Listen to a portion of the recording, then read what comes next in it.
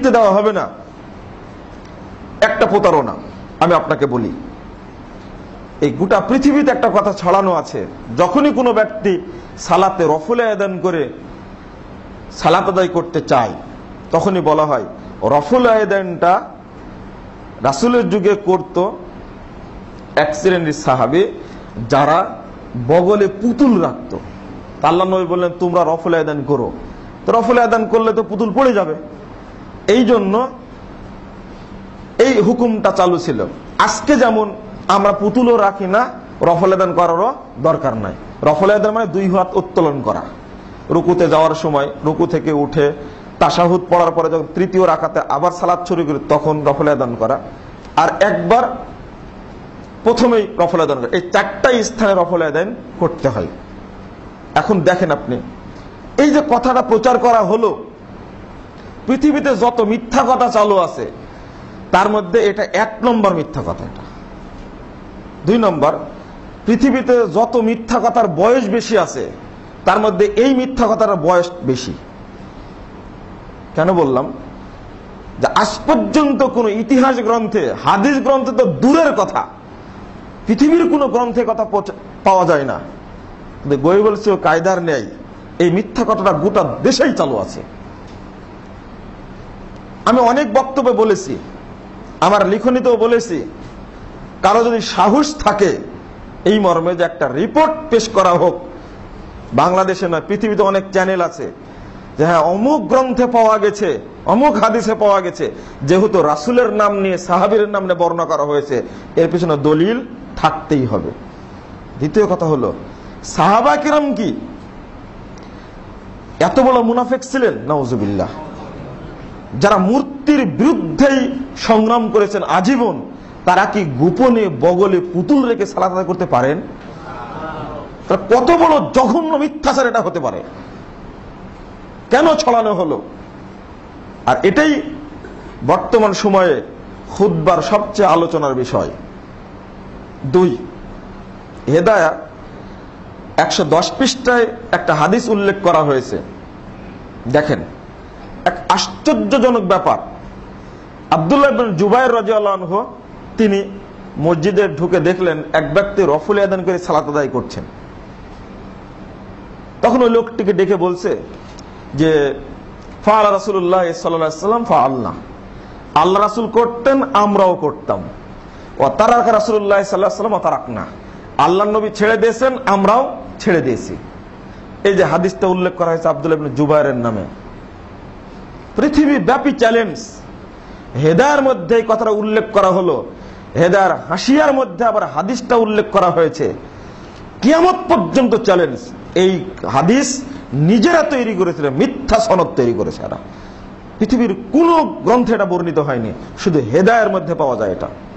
বলেন এত বড় প্রতারণা ধর্মের নামে আর কি হতে পারে? আর এই কথাটি বলার কারণে ইসলামিক ফাউন্ডেশন হেদায়ার অনুবাদ করতে গিয়ে আরবিতে আর বাংলাতে টিকায় আবার এটা অনুবাদ করে দিয়েছেন। হেদায়া প্রথম খণ্ড খুললেন আপনি, এই রিপোর্টটা জাল হাদিসের রাসূলুল্লাহ সাল্লাল্লাহু আলাইহি ওয়াসাল্লাম এর মধ্যে উল্লেখ করেছি। একজন কর্মকর্তা আমাকে ফোন দিয়ে ধমক দিয়েছেন। আমি আশ্চর্য, গোটা দেশে ইসলামিক ফাউন্ডেশনের প্রত্যেকটি শাখায় হেদায়া বিক্রি হয়, হাজার হাজার কপি তারা বিক্রি করছে এবং তারা মানুষকে ধোঁকা দিচ্ছে, আর আমি একজন মানুষ তার বিরুদ্ধে লিখতে পারবো না। এটা আল্লাহর নবীর নামে এবং সাহাবী আব্দুল্লাহ ইবনে জুবাইর নামে মিথ্যাচার করা হয়েছে, আমি জানতে পারার পর আমি বলতে পারবো না? অবশ্যই বলার অধিকার রাখি, আমাকে ফাঁসি দেওয়া হোক, মানুষকে জানানো হোক যে এটাকে মিথ্যা বলার কারণে মুজাফফরের ফাঁসি হয়েছে, আমি আলহামদুলিল্লাহ পড়বো, কিন্তু বেঁচে থাকার আগ পর্যন্ত এত বড় মিথ্যাচারকে কখনো সহ্য করবো না, ইনশাআল্লাহ, কোনোদিনই না। কেন এটা লেখা হলো? আজও সংশোধন হয়নি কেন? আলেম ওলামা নেই, অনেকগুলো আলেমের তালিকা দেখা যায়। এত বড় ধোঁকার মধ্যে আলেমরা কিভাবে পড়তে পারে? হেদায়া লেখা আছে, এটা কি কোরআনে লেখা আছে তাহলে যে এটা শব্দ পরিবর্তন করা যাবে না? 3, এখানে আরেকটি প্রতারণার কথা বলি। শুধু রফুল আদাইনের উপরে যে প্রতারণা হয়েছে কল্পনাতীত। আবু দাউদের একটি হাদিস বর্ণিত হয়েছে, রফুল আয়দান সম্পর্কে 110 পৃষ্ঠায় হাদিসটা আছে, কিন্তু হাদিস উল্লেখ করার পরে ইমাম আবু দাউদ রাহিমাহুল্লাহ যে মন্তব্যটা করেছেন, এই উপমহাদেশের আবু দাউদ থেকে মন্তব্যটা তুলে দেওয়া হয়েছে।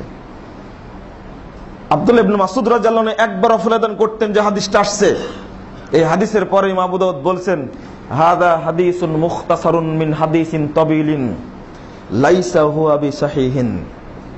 তিনি বলছেন এই হাদিসটা সংক্ষিপ্ত রূপ, এই হাদিসটা সহিহ নয়। জয়ীব তা বললেন না, বলছেন কি সহিহ নয়, স্পষ্ট এটা। হাদিসটা জয়ীব বললে আপনি ঘুরিয়ে ফিরে ব্যাখ্যা টাকা করবেন, কিন্তু ইমাম আবু দাউদ বলছেন সহিহ নয়। কথা হলো এটা। এই অংশটুকু আবু দাউদ থেকে কে তুললো?